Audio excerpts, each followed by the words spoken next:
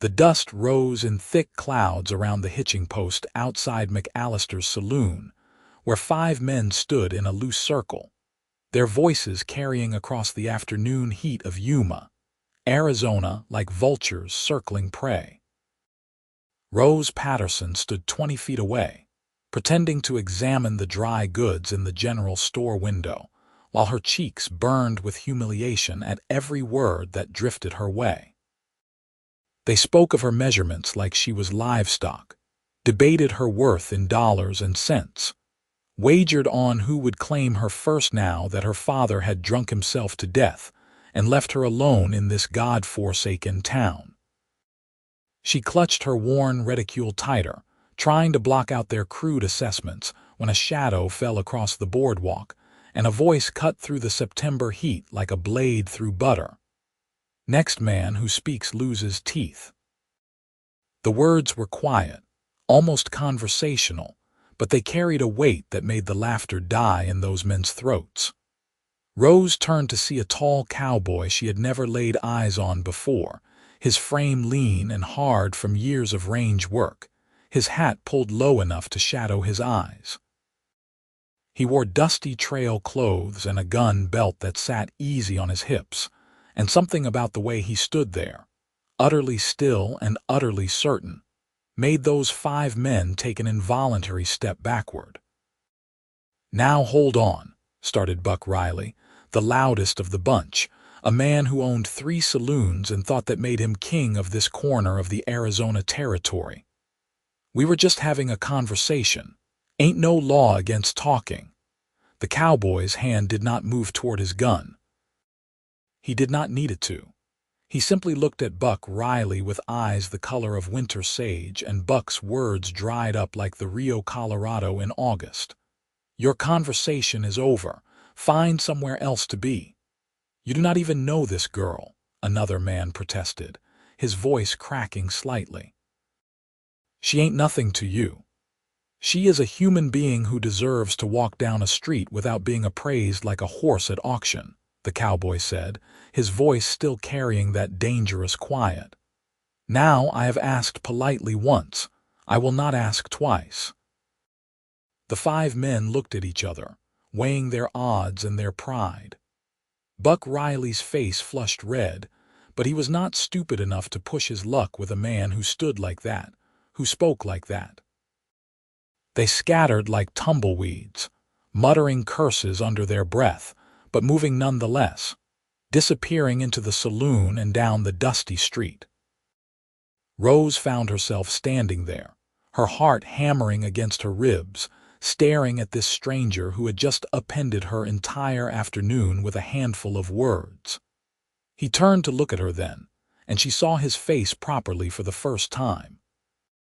He was younger than she had first thought, maybe 25 or 26, with sun-darkened skin and a scar that ran along his jawline like a pale thread. His expression softened when he met her eyes. "Apologies for the language, miss," he said, touching the brim of his hat. "But sometimes men need to hear things plain." "Thank you," Rose managed to say, her voice steadier than she felt. "You did not have to do that." "Yes, I did." He said it like it was the simplest truth in the world. "I am Emmett Garrison. I just rode in about an hour ago looking for work." "Rose Patterson." She found herself offering her hand without thinking, a gesture too forward for a proper lady, but nothing about this moment felt proper anyway. His hand was warm and calloused when he took hers, his grip gentle but sure. "Those men going to give you more trouble?" Emmett asked, his eyes flicking toward the saloon. "They have been circling like wolves since my father passed 2 weeks ago." Rose heard the bitterness in her own voice and tried to soften it. "He left debts. The bank is taking the house." "I have been trying to find work, but in a town like this, being a woman alone means men think they can say whatever they please." "What kind of work are you looking for?" Emmett asked, falling into step beside her as she began walking down the boardwalk, needing to move, needing to do something other than stand there feeling exposed. "Anything respectable. I can cook, clean, keep books. I taught school back in Missouri before my father dragged me out here 3 years ago chasing a silver claim that never panned out. She laughed, but there was no humor in it. I have applied to every business in town. They all say they will think about it, which means no. They walked in silence for a moment, the heat pressing down on them like a physical thing. Yuma in September was brutal, the kind of heat that made you understand why some men went mad in the desert. But Emmett Garrison seemed unbothered by it, moving with the easy grace of someone who had spent his whole life under an unforgiving sun. I am heading to the Triple Bar Ranch about 10 miles north of town, Emmett said after a while. Owner is a man named Joseph Crawford. I heard in Tucson that he was looking for hands. If he is also looking for a cook or a housekeeper, I could put in a word. Rose stopped walking and turned to face him fully. Why would you do that? You do not even know me. Emmett met her gaze steadily. Maybe I know enough. I know you deserve better than being talked about like property. I know you are trying to make an honest living in a place that does not make it easy. That is enough for me. Something in Rose's chest loosened, a knot she had not even realized she was carrying. In the 2 weeks since her father's death, she had felt so utterly alone, so certain that the world was full of men like Buck Riley, who saw her only as something to be used. And here was this stranger, this cowboy with dust on his boots and sincerity in his eyes, offering help without asking for anything in return. I would be grateful, she said quietly, more grateful than I can say. Then saddle up, Miss Patterson. Well, assuming you have a horse. Rose felt her cheeks flush. I have a mule. My father's horse was sold to pay some of his debts.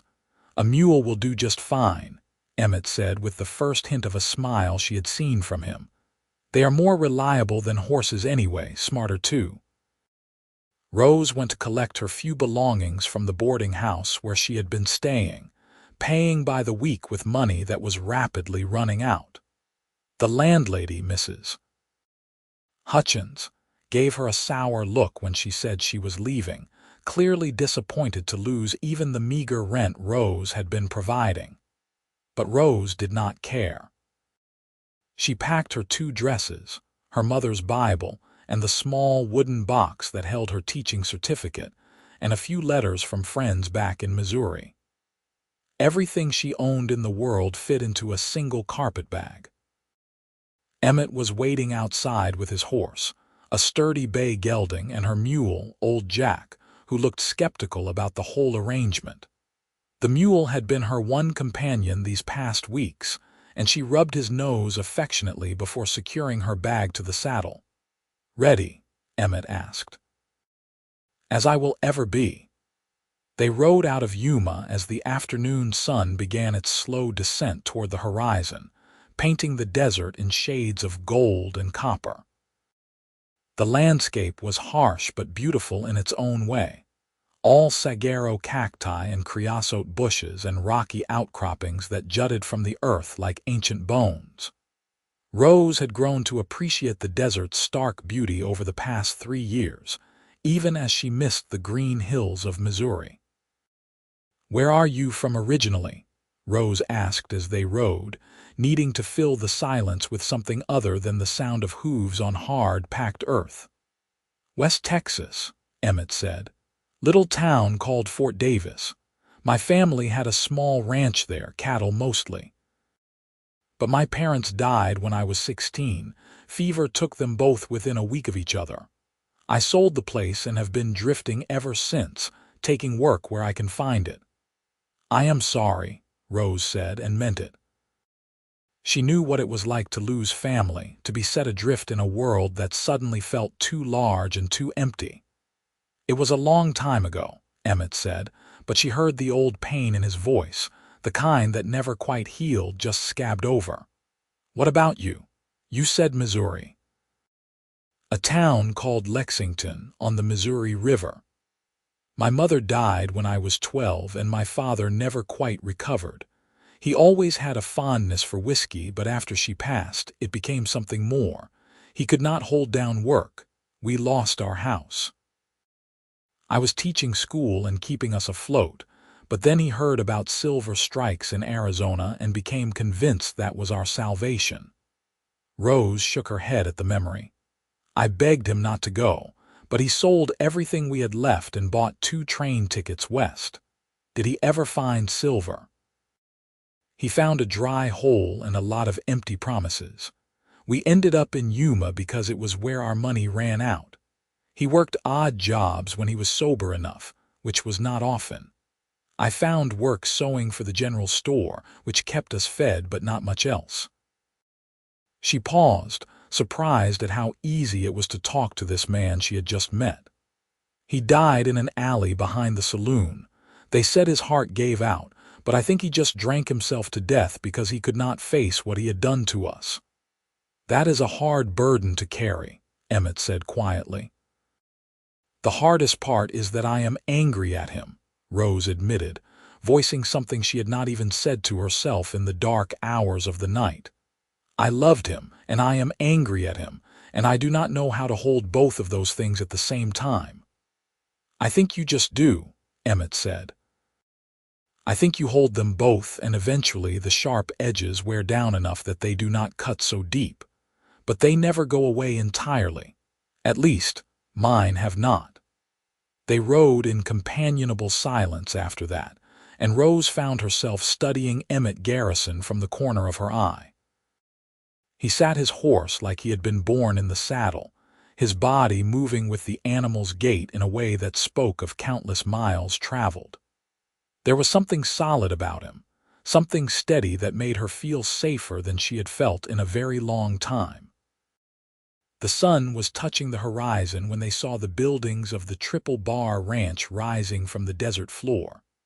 It was larger than Rose had expected, a proper ranch with a main house, a bunkhouse, stables, corrals, and several outbuildings. Cattle grazed in the distance, and she could see men moving about their evening work. Looks prosperous, Rose observed. Crawford has a good reputation, Emmett said. Fair employer, pays on time, does not work his men to death. That is why I came all the way from Tucson when I heard he was hiring. They rode into the ranch yard, and a man emerged from the main house. He was in his 50s, Rose guessed, with iron-gray hair and the weathered face of someone who had spent his entire life working the land. But his eyes were sharp and assessing as he took in the 2 riders. Joseph Crawford, Emmett asked, dismounting. That would be me. You must be the hand from Tucson. Garrison, was it? Emmett Garrison, yes, sir. Emmett shook the rancher's hand. And this is Miss Rose Patterson. I was hoping you might have worked for her as well. Crawford's eyebrows rose as he looked at Rose, who slid down from old Jack and tried to look more confident than she felt. What kind of work? I can cook, clean, keep books, teach reading and writing if you have children who need it, Rose said, meeting his gaze steadily.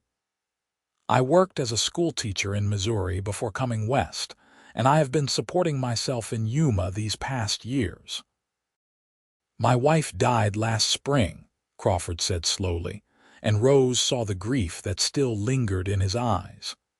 I have been hiring women from town to come cook and clean, but it is not a permanent arrangement. My daughter, Sarah, she is 14 and has been trying to keep the house, but it is too much for her, and she could use some education.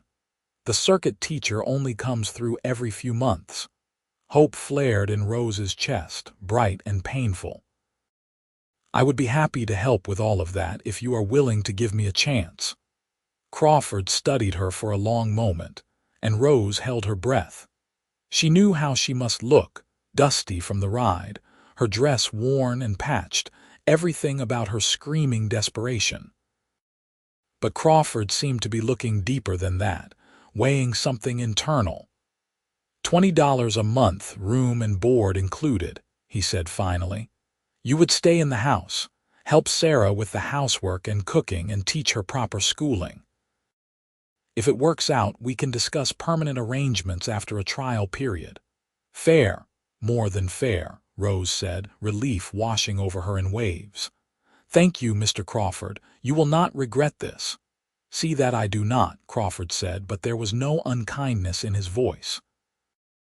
He turned to Emmett. You will be in the bunkhouse with the other hands. $30 a month, same room and board arrangement. We start work at dawn, break for noon meal, work until supper. Sundays are your own unless we have an emergency. Questions? No, sir, Emmett said. Sounds good to me. Then welcome to the Triple Bar. Crawford gestured toward the house. Miss Patterson, come meet my daughter. She will show you to your room. Garrison, the foreman, is named Tom Mitchell. He is in the bunkhouse getting ready for supper. He will get you settled. Rose found herself glancing at Emmett before she followed Crawford toward the house, and Emmett gave her a small nod that somehow conveyed reassurance and encouragement. She smiled back, grateful beyond words for everything he had done for her today. The house was well built, solid wood construction with real glass windows, a luxury in this part of the territory. Inside, it was clean but had the unmistakable air of a home missing a woman's touch. A girl emerged from what looked like the kitchen, wiping her hands on an apron. She had her father's dark hair and serious eyes, and she looked at Rose with a mixture of hope and wariness. Sarah, this is Miss Rose Patterson, Crawford said. She is going to be helping around the house and giving you proper schooling. Miss Patterson, my daughter Sarah. It is nice to meet you, Sarah, Rose said warmly. And please call me Rose. Are you really a teacher? Sarah asked, her reserve cracking slightly to show the girl beneath. I really am. I taught for 3 years in Missouri before coming to Arizona. What subjects do you like best? I like reading, Sarah said, a shy smile appearing. But I have read all the books we have about 6 times each. Then we will have to see about getting you some new ones, Rose said, making a mental note to figure out how to make that happen. But first, how about you show me around and we can talk about what needs doing for supper? Sarah's smile widened, and Rose felt something settle in her chest. This was going to work. It had to work.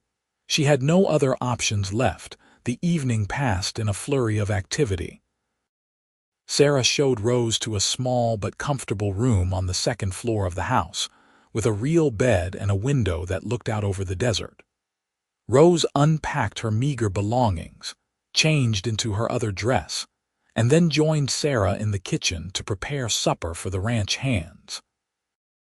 There were 8 men working at the Triple Bar, plus Crawford and Emmett, which meant cooking for 10 hungry mouths.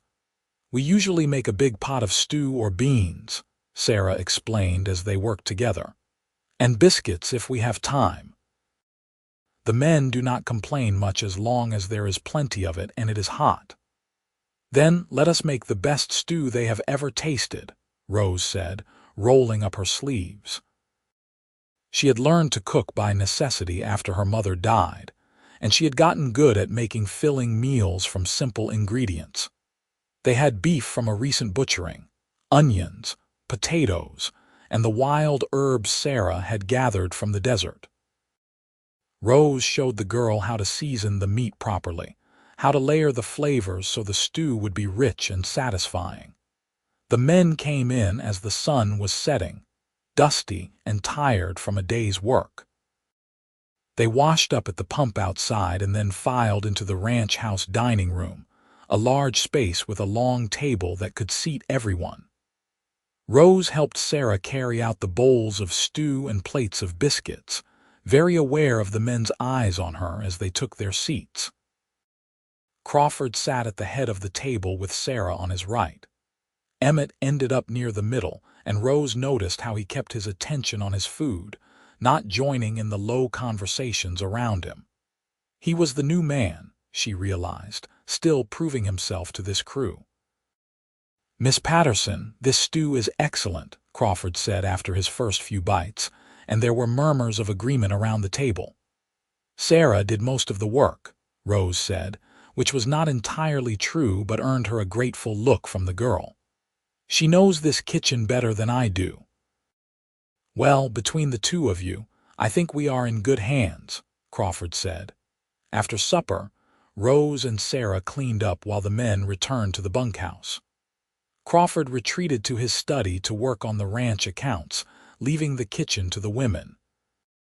Rose found herself falling into an easy rhythm with Sarah, washing and drying dishes while they talked about books and what Sarah hoped to learn. "My mother used to read to me every night," Sarah said quietly as they finished up. "She knew all the best stories. I miss that." Rose felt her heart squeeze. "Would you like me to read to you? I brought my mother's Bible and I saw you have a copy of Ivanhoe on the shelf in the parlor." Sarah's face lit up. "Really? You would do that, of course. Every girl deserves to have someone read to her at bedtime." They settled in the parlor with the lamp turned low, and Rose read while Sarah curled up on the settee, her eyes growing heavy. Crawford appeared in the doorway at one point, drawn by the sound of Rose's voice, and he stood there listening for a long moment. When Rose glanced up and caught his eye, she saw something like gratitude in his expression before he nodded and disappeared back into his study. Later, after Sarah had gone to bed, Rose stood on the front porch of the ranch house and looked out at the night sky. The stars were impossibly bright this far from town, spread across the darkness like diamonds on velvet.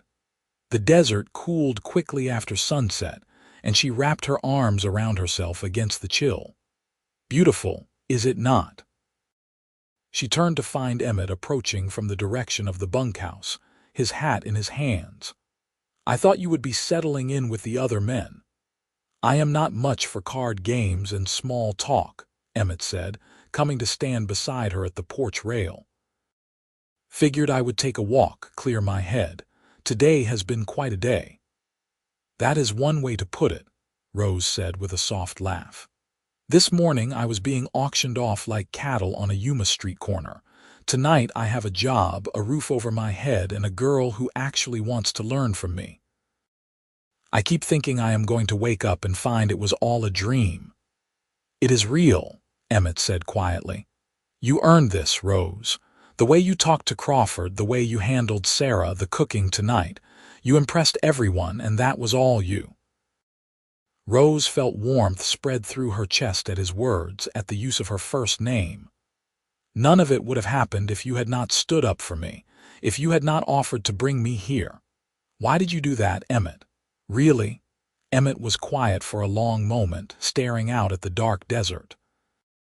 "My mother used to say that the measure of a person is not what they do when everyone is watching, but what they do when no one is looking. Those men in Yuma thought they could say whatever they wanted because you were alone, because you had no one to stand up for you. I could not just walk away from that. Still, most men would have. Then I am not most men." He turned to look at her, and even in the starlight she could see the intensity in his eyes. "My mother was a good woman, Rose. She worked herself to the bone, keeping our ranch running, keeping our family fed. And after she was gone, I saw how some men treated women who were alone, who had no protection. I swore I would never be that kind of man, and I would never let it happen if I could stop it." Rose felt something shift inside her, something that had been locked down tight since her father's death, maybe even longer. This man, this cowboy who had walked into her life just this morning, saw her as a person worthy of respect and protection. He had asked for nothing in return, had simply done what he thought was right. "Thank you," she said again, but the words felt inadequate for what she was feeling. "I mean it, Emmett. Thank you for everything." "You do not need to keep thanking me," Emmett said, but he was smiling. "Just promise me something." "What?" "Promise me you will never let anyone make you feel like you are less than you are. You are smart, capable, strong. Do not let this territory grind that out of you." "I promise," Rose said, and meant it with every fiber of her being. They stood there in comfortable silence for a while longer, listening to the night sounds of the desert, the distant howl of coyotes, the rustle of wind through sage. Rose found herself very aware of Emmett's presence beside her, the warmth of him in the cool night, the steady rhythm of his breathing. "I should let you get some rest," Emmett said finally. "Crawford works his people hard but fair. We will both need our strength tomorrow." "Good night, Emmett," Rose said. "Good night, Rose." She watched him walk back toward the bunkhouse, his silhouette disappearing into the darkness, and then she went inside to her small room. The bed was more comfortable than anything she had slept on in months, and she fell asleep almost immediately, exhausted but hopeful for the first time in longer than she could remember. The days fell into a rhythm after that. Rose woke before dawn to help Sarah prepare breakfast for the men, feeding them huge meals of eggs, bacon, biscuits, and strong coffee before they headed out to work the cattle. Then she and Sarah would tackle the housework, washing clothes in big tubs behind the house, sweeping and dusting, mending the endless tears and worn patches in clothing. In the afternoons, Rose taught Sarah proper lessons, working through mathematics, history, literature, and writing. The girl was hungry for learning, absorbing everything Rose could teach her like a sponge soaking up water. Rose saw Emmett at meals, and occasionally in passing during the day when the men came back to the ranch for supplies or water. He always tipped his hat to her, always had a kind word, but he kept his distance in a way she understood was about propriety. He was the new hand, and she was the woman working in the main house. Any appearance of impropriety could cost them both their jobs. But Rose found herself thinking about him more than she probably should. The way he had stood up for her that first day, the quiet strength in his voice, the gentle way he treated his horse. She caught herself watching for him at mealtimes, noticed when he was the first one back in the evenings or the last one to leave in the mornings. 2 weeks after they arrived at the Triple Bar, Rose was hanging laundry behind the house when she heard raised voices from the direction of the corrals. She could not make out the words, but the tone was angry, confrontational. She glanced at Sarah, who was helping her with the wash. "Stay here," Rose said, and walked toward the corrals, her heart beating faster. She found most of the ranch hands gathered in a loose circle, and in the center were Emmett and another man, a hand named Jake Sullivan, who had a reputation for being quick with his fists and his temper. Jake was red-faced and shouting, while Emmett stood perfectly still, his expression calm but his body coiled tight. "I am done listening to you tell me how to do my job," Jake was saying, his voice carrying across the yard. "You have been here 2 weeks and you think you know better than me. I have been working cattle since before you were born. You arrogant piece of, I am not telling you how to do your job," Emmett interrupted, his voice level. "I am telling you that the way you were handling that colt is going to make him mean. You were jerking on his mouth hard enough to draw blood. That is how you break a horse," Jake shot back. "You show him who is boss." "That is how you break his spirit," Emmett countered. "There is a difference between training and cruelty." Jake's face went even redder, and Rose saw his hand curl into a fist. She opened her mouth to shout, to do something, when Tom Mitchell, the foreman, stepped between the two men. "That is enough," Mitchell said firmly. He was a big man, broad-shouldered and barrel-chested, and his presence had weight. "Jake, Emmett is right. I saw what you were doing to that colt, and I do not run that kind of operation here. You want to work for the Triple Bar, you treat the animals with respect. You are taking his side." Jake said incredulously. "I am taking the side of not having mean horses that are going to throw riders and hurt people," Mitchell said. "Now either calm down and get back to work or collect your pay and ride out. Your choice." Jake looked between Mitchell and Emmett, his jaw working. For a moment Rose thought he was going to throw a punch anyway, consequences be damned. But then he spat in the dirt at Emmett's feet and stalked off toward the bunkhouse. "He is going to be trouble," one of the other hands muttered. "Then he can be trouble somewhere else," Mitchell said. He looked at Emmett. "You did right, standing up for that horse, but next time come get me before it escalates. Understand?" "Yes, sir," Emmett said. The hands dispersed, going back to their work, and Rose found herself approaching Emmett before she had consciously decided to move. He saw her coming, and something flickered across his face, concern maybe, or embarrassment at her having witnessed the confrontation. "Are you all right?" Rose asked. "I am fine," Emmett said, but she could see the tension still coiled in his shoulders. "Just a difference of opinion about horse training." It looked like more than that. Emmett sighed and glanced toward the bunkhouse where Jake had disappeared. Men like Jake, they think being hard is the same as being strong. They mistake cruelty for control. "I have seen it before, and it never ends well." "Is he going to cause more problems?" "Probably," Emmett admitted. "But that is not your concern, Rose. You should head back to the house." "It is my concern if it involves you," Rose said, the words coming out before she could stop them. She felt her cheeks heat at the admission, at what she had just revealed. Emmett's expression softened as he looked at her, really looked at her, and Rose saw something in his eyes that made her breath catch. "I can take care of myself, but I appreciate you worrying about me."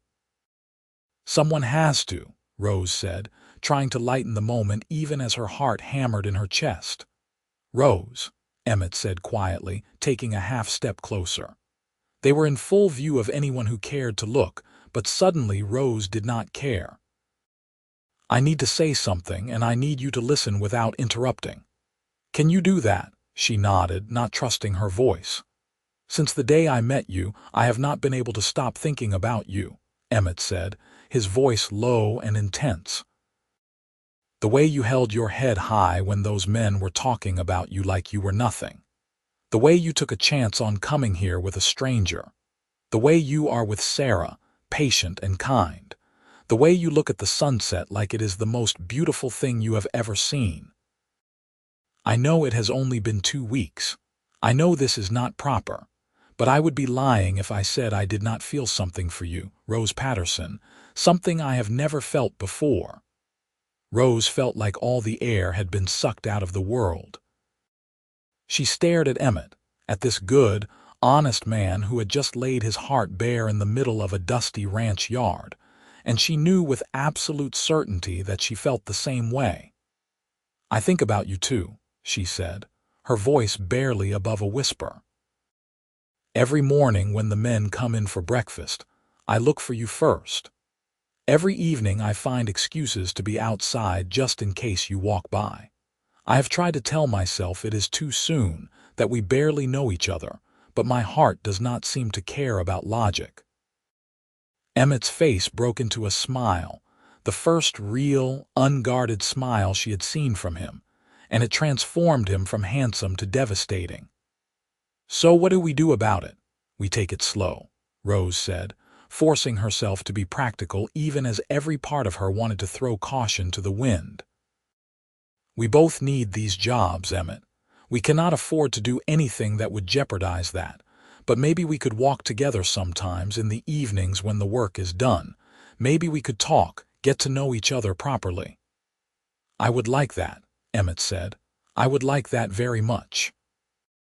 They stood there for another moment, grinning at each other like fools before Rose forced herself to step back to remember where they were and who might be watching. "I should get back to Sarah. But tonight, after supper—" "Tonight," Emmett agreed. Rose walked back to the house feeling like she was floating, like her feet were not quite touching the ground. Sarah took one look at her face and grinned knowingly, but the girl had the grace not to say anything. They finished the laundry in companionable silence, and Rose found herself humming as she worked, a lightness in her chest she had not felt in years. That evening, after the dishes were washed and Sarah had gone to bed with her book, Rose slipped out onto the front porch. Emmett was already there, leaning against the rail and looking out at the stars. He turned when he heard her step, and the smile that lit his face made her heart skip. "Hi," she said, suddenly feeling shy. "Hi yourself," Emmett said. "Walk with me." They walked out past the corrals and into the desert, far enough from the house that they could talk privately, but close enough that propriety was maintained. The moon was nearly full, casting everything in silver light, and Rose thought she had never seen anything more beautiful than this harsh landscape under the night sky. "Tell me about Missouri," Emmett said as they walked. "What was it like growing up there?" So Rose told him about the green hills and the wide river, about lightning bugs in the summer and ice skating in the winter. She told him about her mother, who had loved poetry and music, who had taught Rose to find beauty in everyday things. She told him about teaching school, about the satisfaction of watching children's faces light up when they finally understood a difficult concept. In turn, Emmett told her about growing up in Fort Davis, about learning to rope and ride before he could write his own name. He told her about his father, a quiet man who spoke more to horses than to people, and his mother, who had somehow kept the ranch running through drought and debt with sheer force of will.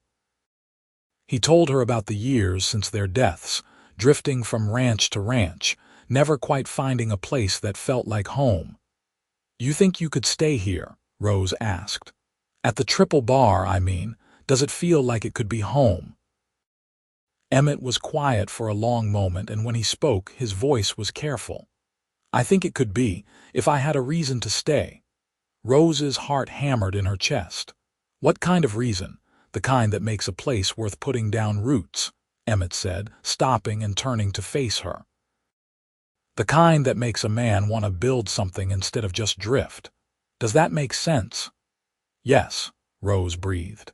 "It makes perfect sense." They stood there in the moonlight, close enough that Rose could feel the heat radiating from Emmett's body, could see the pulse beating in his throat. She wanted him to kiss her, wanted it with an intensity that should have frightened her but somehow did not. But Emmett was a gentleman, and he simply reached out and took her hand, lacing his fingers through hers. "We should probably head back," he said reluctantly, "before someone notices we are gone." "Probably," Rose agreed, but neither of them moved for a long moment. They walked back to the ranch hand in hand, only breaking apart when they got close enough to the buildings that someone might see. At the porch steps, Emmett lifted her hand to his lips and pressed a kiss to her knuckles, a gesture so old-fashioned and sweet that Rose felt tears prick her eyes. "Good night, Rose." "Good night, Emmett." The days that followed fell into a new rhythm, one that included evening walks and quiet conversations, stolen moments when their hands would brush or their eyes would meet across the dinner table. The other ranch hands noticed, of course they did, but most of them just smiled indulgently. Crawford noticed too, and one day he called Rose into his study. Rose went with her heart in her throat, certain she was about to be fired for impropriety. But Crawford just gestured for her to sit and looked at her with those sharp, assessing eyes. "Emmett Garrison is a good man," Crawford said without preamble. "One of the best hands I have ever hired, and I have hired a lot of men over the years. He is honest, hard-working, and he treats people and animals with respect. Those are rare qualities." "Yes, sir," Rose said, not sure where this was going. "My wife and I, we met when we were young," Crawford continued. "Younger than you and Emmett, and I knew within a week that I was going to marry her. Some people might have said it was too fast, too soon. But when you know, you know." "Do you understand what I am saying?" Rose felt hope bloom in her chest. "I think so, sir." "I am not going to stand in the way of whatever is developing between you two," Crawford said, "but I am also not going to have impropriety under my roof. You are here as Sarah's companion and teacher, and I expect you to conduct yourself accordingly. Clear?" "Crystal clear, sir," Rose said. "And thank you." Crawford nodded, his expression softening slightly. "Sarah likes you. She is happier than I have seen her since her mother died." "You are good for her, Miss Patterson.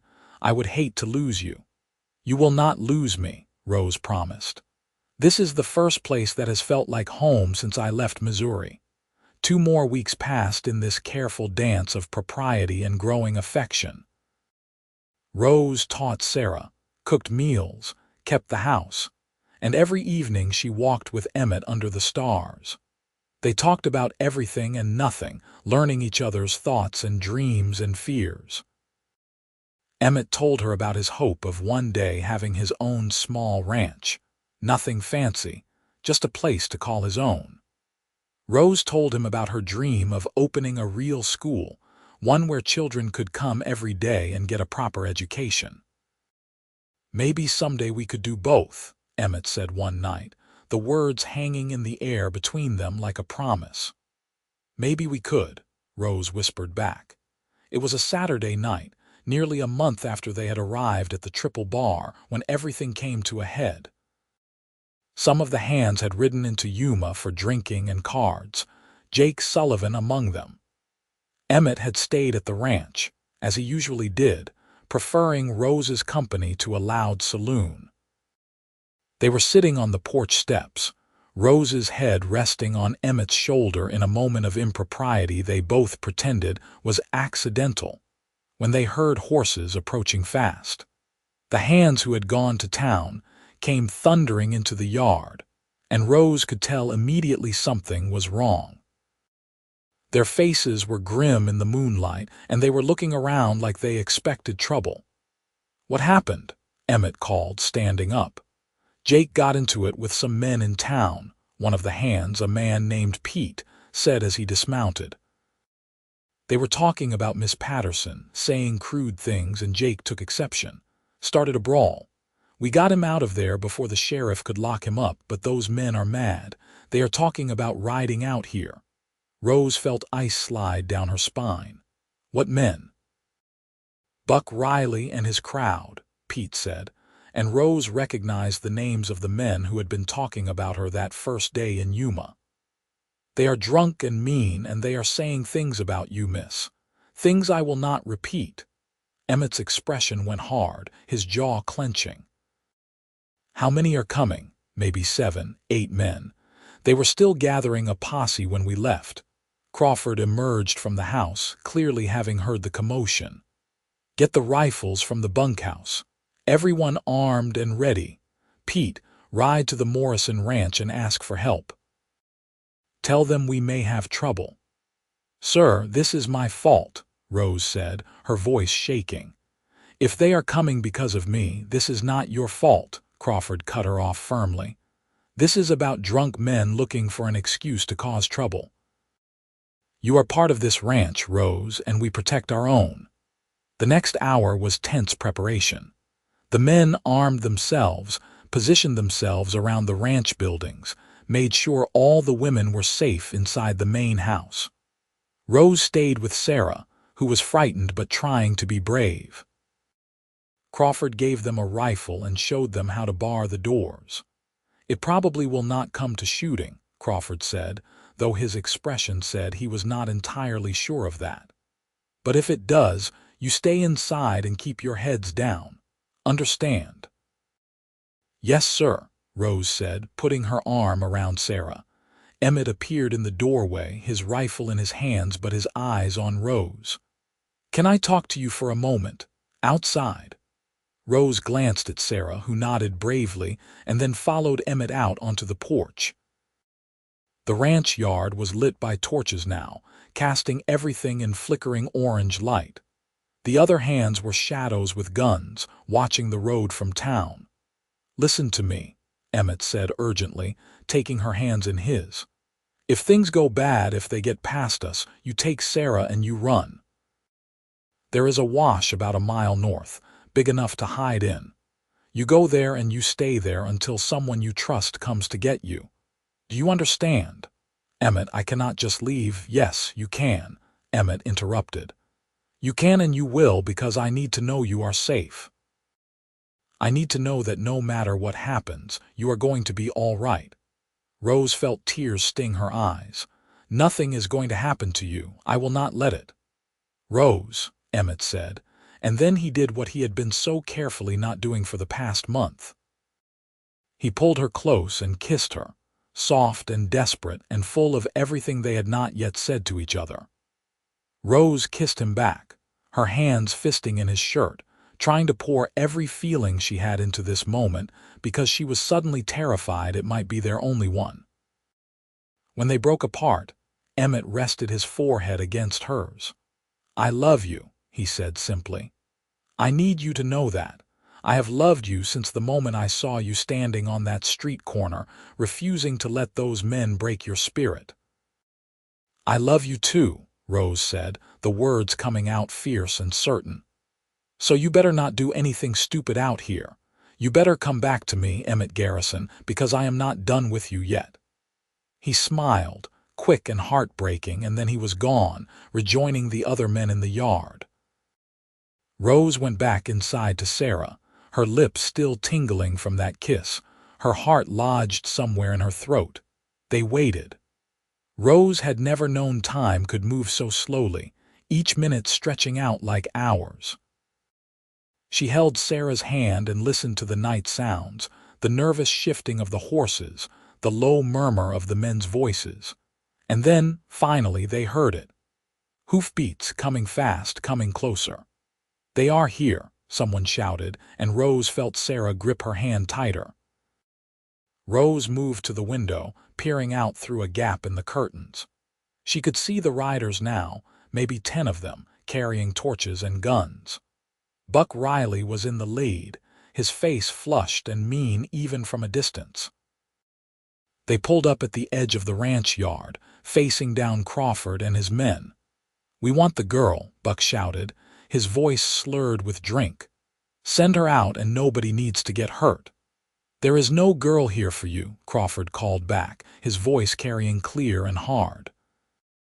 You are trespassing on my land, Riley. Turn around and ride back to town before this gets ugly. You are harboring property that belongs to her father's creditors, Buck shot back. She owes money and we are here to collect. Her father's debts died with him, Crawford said. She owes you nothing. Now leave. Or what? Buck sneered.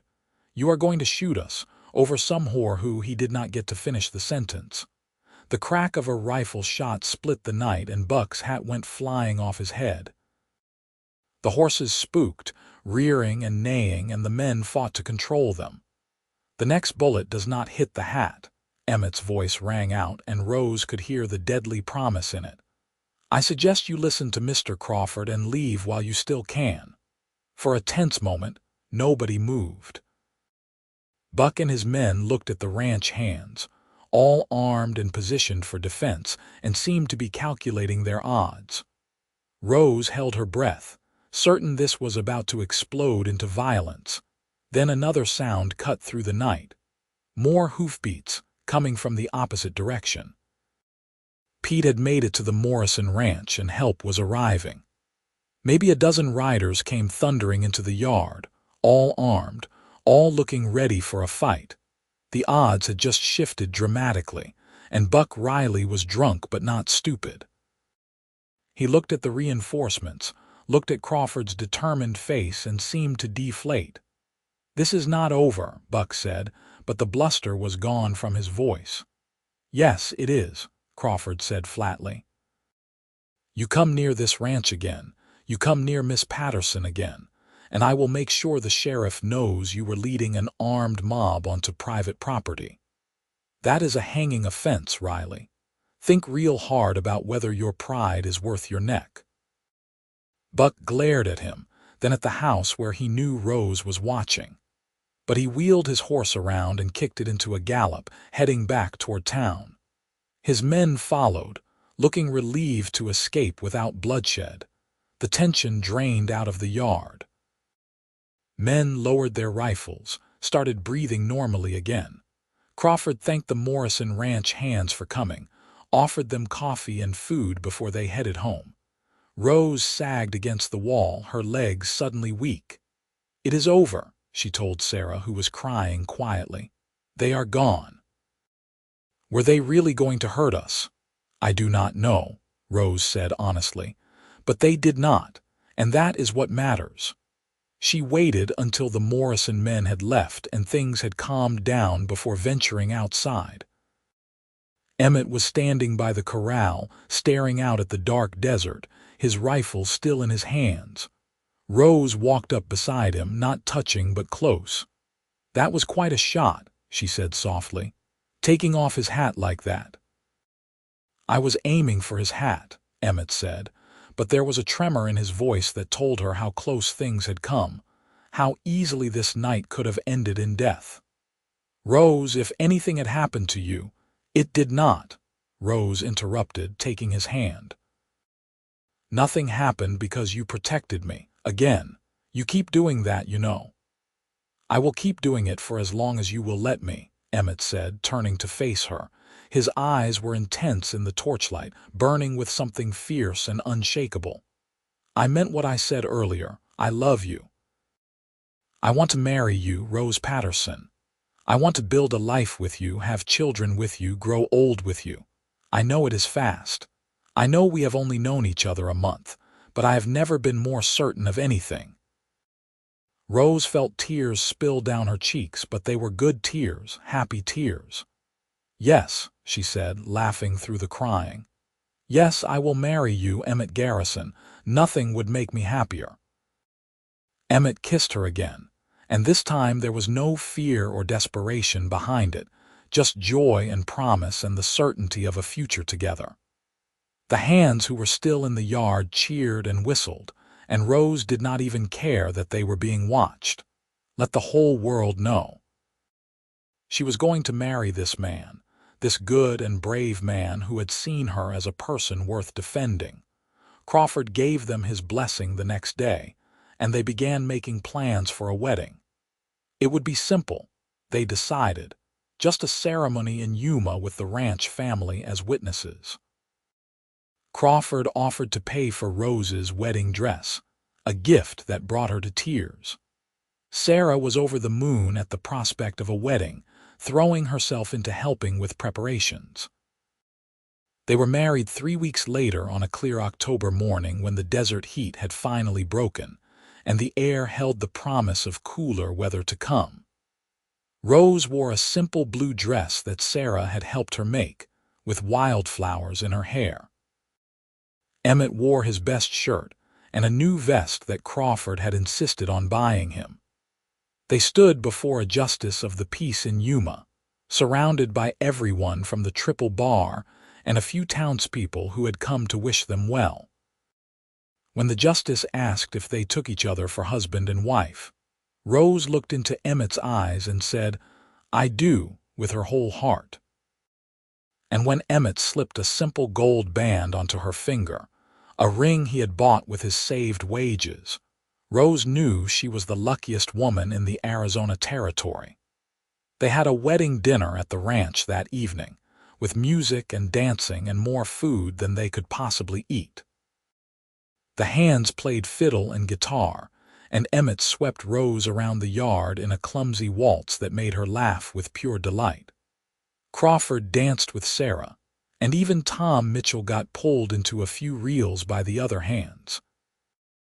As the evening wound down and people started drifting off to bed, Emmett and Rose found themselves alone on the front porch of the main house.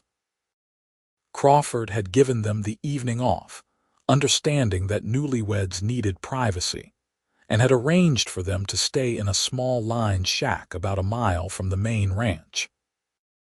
It was not much, just a one-room cabin used by hands during roundup season, but Crawford had cleaned it up and stocked it with supplies, and it would be theirs for the night. "Ready to head to our palace?" Emmett asked, grinning. "Lead the way, husband," Rose said, loving the sound of that word. They rode out under the stars, Rose sitting in front of Emmett on his horse, wrapped in his arms. The line shack was exactly as promised, small and simple but clean.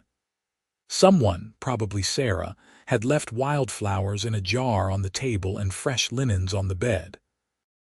A fire was already laid in the small stove, ready to be lit.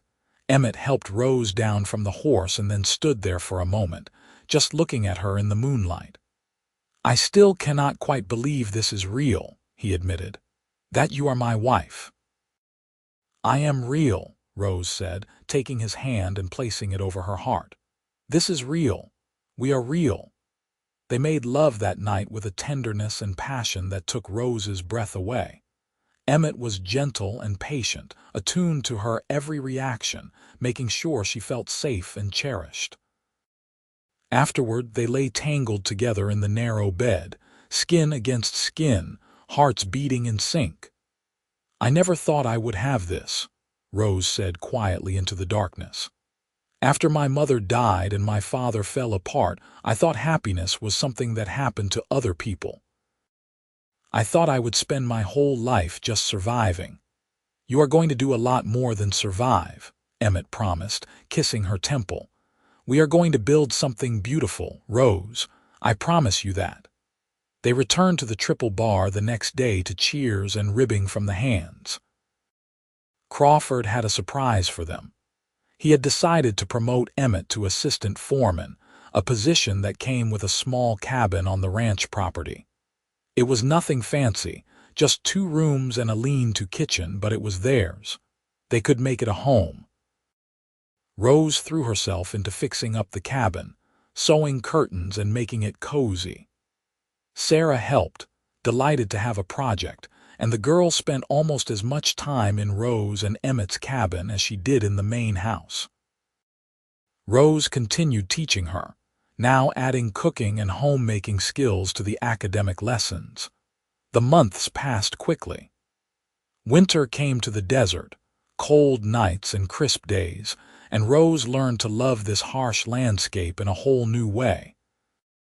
She learned to read the weather in the sky, to find water where there seemed to be none, to appreciate the stark beauty of the saguaro cacti standing sentinel against the sunset. In January, Rose began to suspect she might be pregnant. She waited another month to be sure, to see if her suspicions were confirmed, and when they were, she cried with joy. She told Emmett one evening after supper, taking his hand and placing it on her still flat stomach. "We are going to have a baby," she said, watching his face. Emmett's expression went through shock, confusion, and then pure radiant joy in the space of a heartbeat. He picked her up and spun her around, laughing like a boy. "We are going to be parents." "We are going to be parents," Rose confirmed. And then they were both laughing and crying at the same time. Crawford and Sarah were thrilled at the news. Sarah immediately began knitting tiny blankets and booties, determined to have a whole wardrobe ready for the baby. The ranch hands treated Rose like she was made of glass, constantly offering to help her with anything heavy, fussing over her like mother hens. Rose found it equal parts endearing and exasperating. Her pregnancy was not easy. The Arizona heat in the late spring and summer was brutal, and she spent many afternoons lying in the shade trying not to move. Morning sickness plagued her well into her second trimester. But Emmett was there every step of the way, rubbing her feet when they swelled, holding her hair when she was sick, reading to her on the days when she felt too miserable to do anything else. In August, when the heat was at its worst and Rose was huge and uncomfortable, her water broke. The midwife was summoned from town, a capable woman named Mrs. Hernandez, who had delivered half the babies in the territory. Sarah stayed with Rose during the labor, holding her hand and wiping her forehead with cool cloths, while Emmett paced outside the cabin wearing a track in the dirt. The labor was long and hard, lasting through the night and into the next morning. But when Rose finally heard her baby's first cry, loud and indignant, all the pain faded away. Mrs. Hernandez placed a squalling infant in her arms, and Rose looked down at her son with wonder. "He is perfect," she breathed. Emmett was allowed in then, and he approached the bed like he was walking on holy ground. He looked at his son with tears streaming down his face, reaching out one finger to touch the baby's tiny hand. The baby immediately gripped it, and Emmett made a sound that was half laugh, half sob. "What should we name him?" Rose asked. They had discussed names, of course, but had never quite settled on one. Now, looking at his son, Emmett said, James Crawford Garrison. After your mother's father, and after the man who gave us both a chance." "James Crawford Garrison," Rose repeated, tasting the name. "It is perfect." When they told Crawford the baby's middle name, the tough rancher's eyes got suspiciously bright, and he had to excuse himself for a few minutes. Sarah was delighted to be a big sister of sorts, immediately taking on the role of James's protector and devoted servant. The years that followed were the happiest of Rose's life.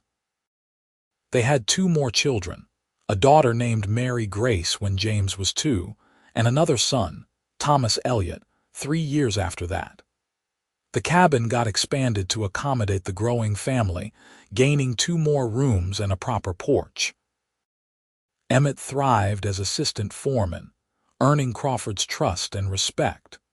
When Crawford's heart started giving him trouble in his later years, he made Emmett a full partner in the ranch, ensuring the triple bar would stay in good hands. Sarah grew into a lovely young woman who eventually married one of the Morrison Ranch hands, a good man named Daniel who treated her like a queen. Rose continued teaching, not just Sarah now, but any child in the area whose parents wanted them educated. She started a small school in Yuma, riding into town twice a week to teach reading, writing, and arithmetic to children who otherwise would have had no education at all. It was everything she had dreamed of back in Missouri, and she poured her heart into it. On their 10th wedding anniversary, Emmett surprised Rose with a piece of land, 50 acres on the north edge of the triple bar that Crawford had agreed to sell them at a generous price. "For our ranch," Emmett explained. "It is time we started building our own legacy." They called it the Rising Sun Ranch, for the way the morning light looked coming over the desert hills. It started small, just a few head of cattle and a modest house, but it grew over the years as their children grew. James, Mary, and Thomas all learned to ride and rope, becoming capable hands in their own right. Buck Riley died in a bar fight 5 years after that night he had ridden on the triple bar, stabbed by someone who finally got tired of his bullying. Rose felt no satisfaction in the news, just a distant pity for a man who had wasted his life on anger and cruelty.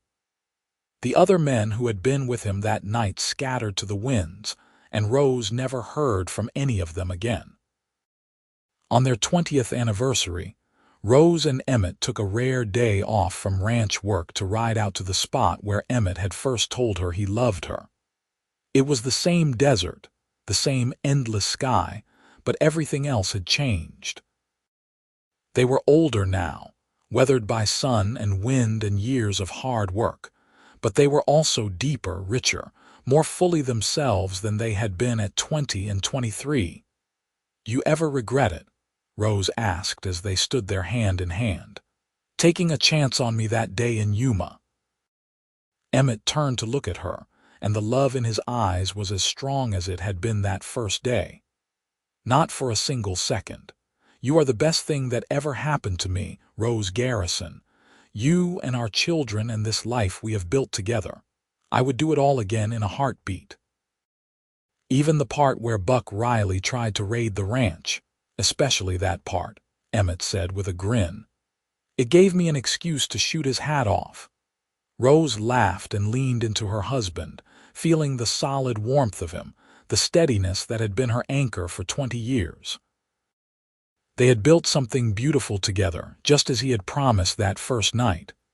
A family, a home, a legacy that would outlast them both. When Crawford passed away a few years later, peacefully in his sleep at the age of 78, he left the triple bar jointly to Sarah and Emmett, acknowledging the two people who had become his family in his wife's absence. The ranch continued to thrive under their joint management, growing and adapting to the changing times. Rose's school in Yuma became officially chartered by the territory, and eventually she hired 2 other teachers to help manage the growing number of students. She took particular pride in teaching young women, giving them the education and opportunities that had been so rare in her own youth. Their children grew and married and had children of their own. James took over the Rising Sun Ranch, expanding it into a prosperous operation. Mary became a teacher like her mother, opening a school in Tucson. Thomas went into ranching with his father and uncle, eventually taking over management of the Triple Bar when Emmett and Sarah were ready to retire. On their 40th anniversary, Rose and Emmett sat on the porch of the Rising Sun Ranch house, watching the sun set over the desert they had come to call home. They were in their 60s now, their hair gray, their faces lined, their bodies bearing the marks of 4 decades of hard work and good living. 40 years, Rose marveled, her hand in Emmett's. Can you believe it has been 40 years since that day in Yuma? Best 40 years of my life, Emmett said simply. You remember what you said to those men, next man who speaks loses teeth, Emmett chuckled. I remember. I was trying to sound tougher than I felt. I was terrified they were going to call my bluff. But they did not, Rose said. Because you meant every word. You have always meant every word when it comes to protecting the people you love. Speaking of which, Emmett said, reaching into his pocket, I have something for you. He pulled out a velvet pouch and handed it to Rose. Inside was a necklace, delicate silver set with a single turquoise stone the exact color of the Arizona sky. It was beautiful, simple and elegant, and so perfectly suited to her taste that Rose felt tears spring to her eyes. Emmett, it is too much, she protested. It is not nearly enough, Emmett countered, fastening it around her neck. 40 years with you, Rose, and I still feel like the luckiest man alive. I wanted to give you something that would remind you of that every day. Rose touched the stone at her throat, feeling its warmth, and then she turned to kiss her husband. After 40 years, his kiss still made her heart race, still filled her with that same certainty she had felt the first time their lips met.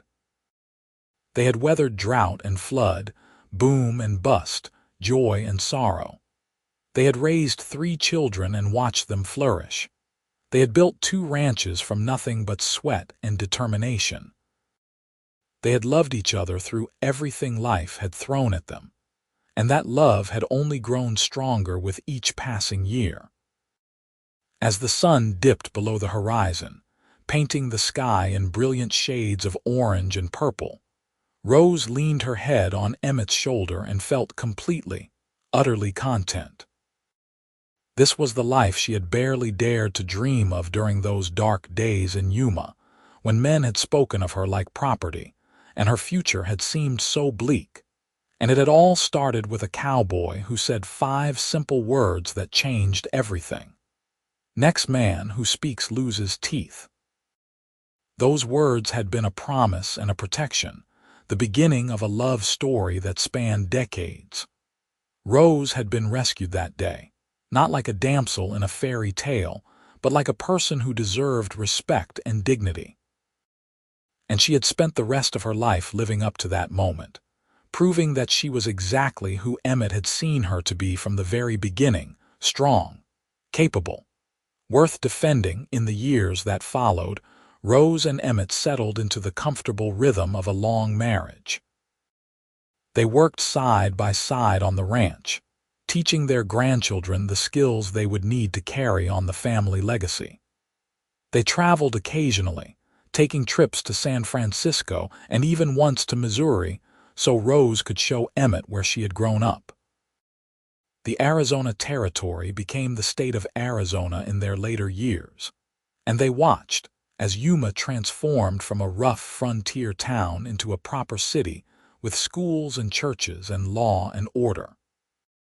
The Wild West they had known was slowly being tamed, and while there was some nostalgia for the old days, mostly they were grateful.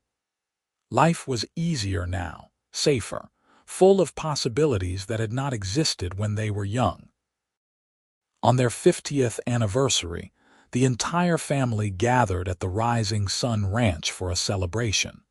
Their 3 children were there with their spouses, along with 8 grandchildren ranging in age from toddler to teenager. Sarah came with her husband Daniel and their 4 children. Friends from all over the territory made the journey to celebrate with them. There was dancing and music and enough food to feed an army.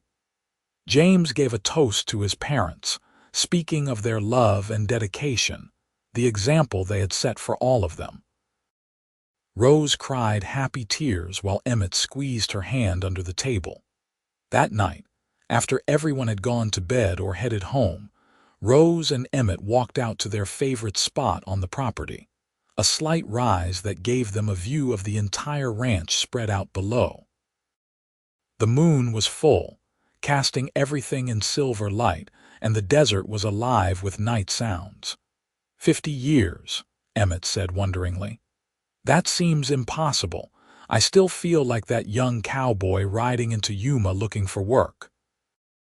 I still feel like that scared girl standing on the street praying for something to change, Rose admitted. And then you appeared, like an answer to a prayer I had not even known I was making. I think we saved each other, Emmett said thoughtfully. I was drifting, Rose. I had been drifting since my parents died, never settling, never letting myself care too much about anything. And then I saw you, and suddenly I had a reason to stop. You gave me a purpose. You gave me hope, Rose said. You showed me that there were still good men in the world, men who saw women as people, not property. You changed my life in every possible way.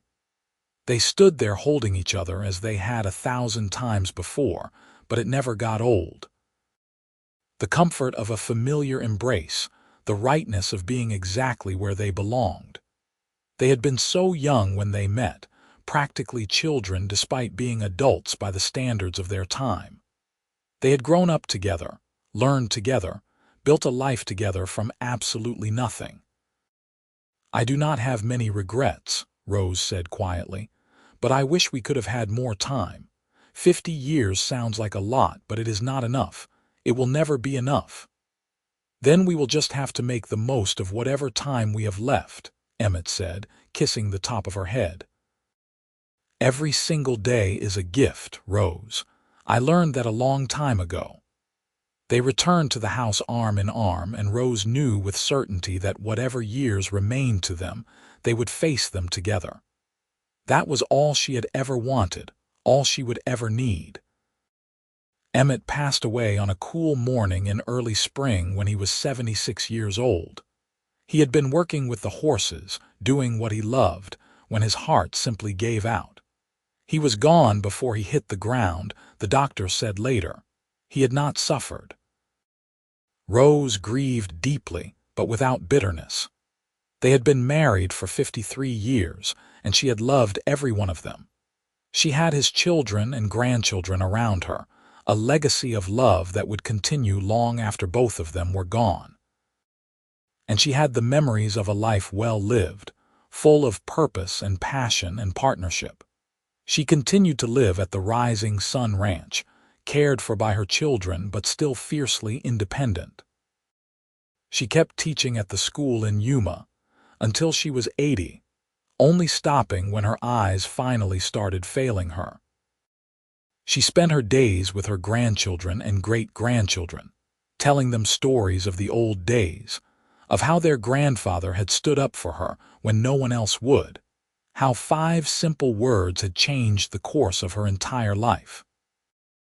Rose Garrison died peacefully in her sleep at the age of 84, surrounded by family, secure in the knowledge that she had lived exactly the life she was meant to live. She was buried next to Emmett in the small cemetery on the Rising Sun Ranch, under a cottonwood tree they had planted together in their first year of marriage. Her headstone reads simply, Rose Patterson Garrison, beloved wife, mother, teacher, friend. But her great-granddaughter, a clever girl named Rose after her, added one more line when she was old enough to understand the story. She was never property. She was always free, and that, more than anything, was the truth of Rose's life. She had been born in a time and place that tried to make her less than she was, that tried to reduce her to something that could be bought and sold and owned.